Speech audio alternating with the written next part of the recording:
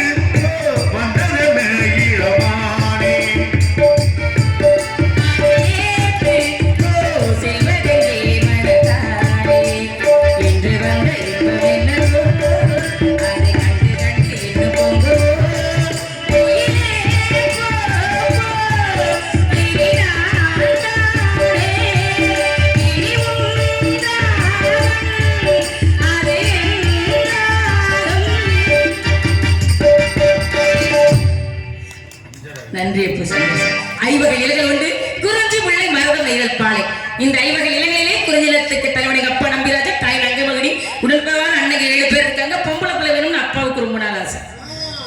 வேட்டைக்கு போன இடத்துல முருகப்பெருமானுடைய கருணையினால வள்ளி கொடிகளுக்கு இடையில குழந்தையா இருந்த என்ன கண்டனத்தை கொண்டு வந்து வள்ளின்னு பேர் வச்சிருக்காங்க.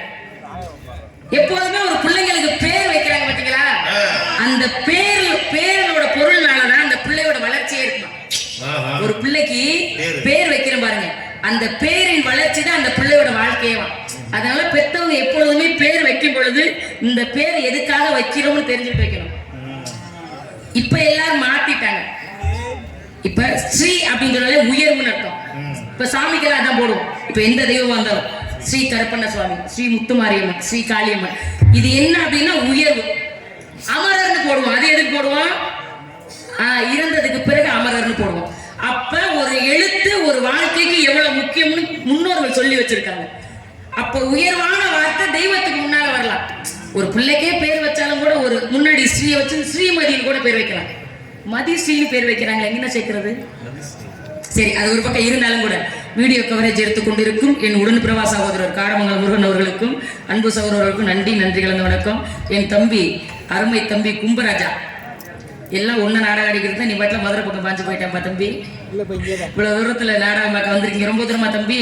1 கிலோமீட்டர். காலையில சாப்பாடு நாற்பது கிட்ட வந்த மைக்கு நன்றிடா தம்பி.